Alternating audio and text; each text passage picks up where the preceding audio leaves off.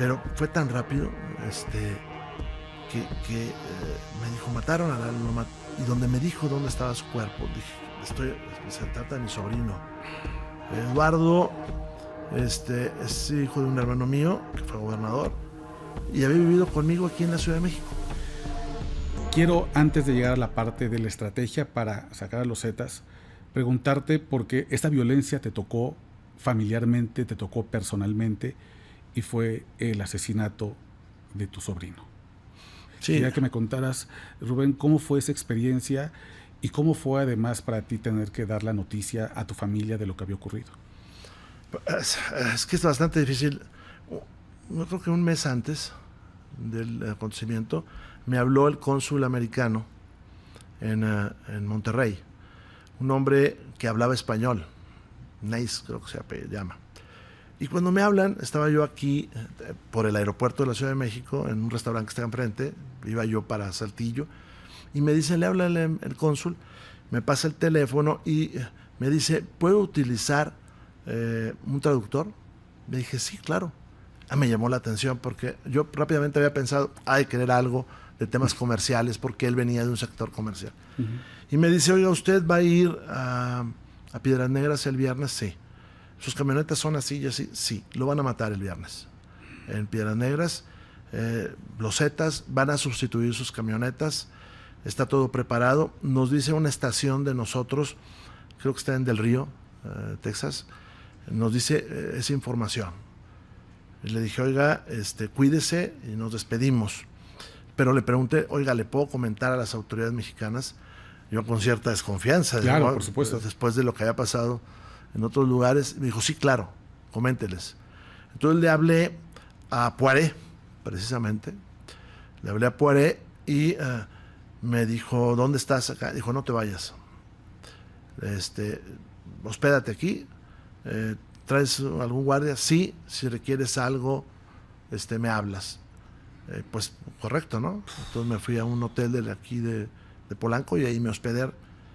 Y al día siguiente me dijo, vete con Genaro García, que era el secretario de seguridad, y ahí había un funcionario norteamericano y me leyeron lo que iba a pasar y pues coincidía con el lugar a donde yo iba a ir. Sí, era un ¿no? complot para asesinarte. Sí, era el lugar donde yo iba a ir y todo, y pues ya, obviamente no fui. Y bueno, reforzamos la seguridad y me entrenaron un poquito a mí en que distinguiera quiénes eran policías de nosotros, porque pues con tantas cosas de repente, ¿no? Empezamos a hacer pruebas de confianza a las policías, retiraron algunos que no eran aptos de la guardia, y eso se repitió en uno de los diciembres. Iba a ir yo a Piedras Negras, a punto de volar a Piedras Negras. En Coahuila se tiene que usar a veces el avión porque está a 500 kilómetros. Y aparte por los atentados y todo eso, y me dijeron, en el público hay gente para unos sicarios, lo van a matar. Entonces ya esa vez tampoco fui. Esto, lo primero pasó unos 2 meses antes, 3 meses antes. Se lo comenté al exgobernador, lo que me había sucedido. Y un día, estando yo en la Ciudad de México, ya había ganado el licenciado Peña Nieto, ya había triunfado en la elección. No teníamos oficina acá, entonces agarraba yo, rentaba oficinas en los hoteles, e iba yo a ese lugar caminando, y pasaron varias cosas. La primera es que me llamó aquel general Naranjo, que era muy famoso, y que en los primeros días del gobierno de Peña Nieto lo buscaron, y me dijo, oiga, usted está combatiendo al crimen, lo he visto, ojalá y podamos platicar pronto. Sí, cómo no, lo tengo en la mente, ¿no? Eso fue como a las 10 de la mañana. Llegué al hotel y llegué ahí a la oficina, y en el otro cubículo estaba un empresario muy importante de mi estado, que me ayudó muchísimo también en la lucha contra el crimen, porque los empresarios ayudaron mucho, y es bien importante. Sí, claro. Los saludé y pues nos vemos después, y ahí me informan que hubo un enfrentamiento en Piedras Negras, una cosa que pasaba ya todos los días, y que ya habíamos tenido un enfrentamiento que fue muy importante en el área de Allende, Coahuila. Ya había habido un enfrentamiento antes ahí. Pues ya bien, y hubo varios abatidos. Así quedó. Y de repente alguien dijo, parece que es un sobrino de uno de los Zetas, pero así quedó. El día siguió normalmente. Vi yo a un expriista que traía un proyecto, y cuando iba de regreso a Toluca, porque esa vez sí vine en un avión que rentaba el gobierno del estado, iba yo a Toluca, hasta recuerdo perfectamente dónde fue. Es un lugar ahí donde están las curvas, todavía no estaba la autopista esta de ahora. Me habla un alcalde con el cual había hablado en la mañana, me había saludado. Me habla el alcalde y me dice: mataron a Lalo. Mataron a Lalo. Nunca pensé que fuera mi sobrino. Había un alcalde que se llamaba Eduardo. Yo pensé en él porque estaba combatiendo mucho el crimen. Pero fue tan rápido que me dijo: mataron a Lalo. Y donde me dijo dónde estaba su cuerpo, dije: se trata de mi sobrino. Eduardo es hijo de un hermano mío que fue gobernador y había vivido conmigo aquí en la Ciudad de México un tiempo. Muy cercano a ti. Sí, había vivido un tiempo conmigo, un muchacho formidable que quería hacer política y que por eso había quedado en Acuña, Coahuila. Lo matan y pues tengo que hablarle a su papá. Obviamente ya te has de imaginar cómo se puso, como se pone cualquiera. Yo no lo puedo culpar en eso. Me imagino una mezcla de rabia, una mezcla de una tristeza, y de una reclamo desesperación personal. Y de un reclamo, claro. Un reclamo personal, porque eran los tiempos también, y no lo culpo, eran los tiempos donde mucha gente decía: es que al momento de que los combates estás generando más violencia. Alguna vez salí yo de Palacio Nacional, me gustaba caminar, de Palacio Nacional, de Palacio de Gobierno, me gustaba caminar, y una señora me dijo: ya no los cocoré, mire cómo está esto, ya no los cocoré, me dijo una señora. Híjole. Entonces era esa parte que yo tengo mi opinión de acá, de lo que está pasando últimamente, que mucha gente pensaba que mejor no lo... de hecho, en su disgusto decía eso él, ¿verdad? Decía que eso pasaba por la estrategia nueva que había, donde el Estado se estaba haciendo cargo, ya no los militares, en fin. Le hablé a mi esposa, ella es hidalguense, ella vive normalmente acá en la Ciudad de México y se fue al aeropuerto a alcanzarme.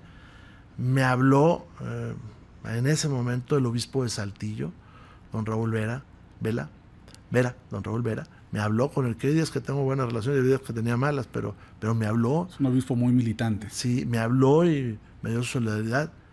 Me habló inmediatamente el presidente Calderón.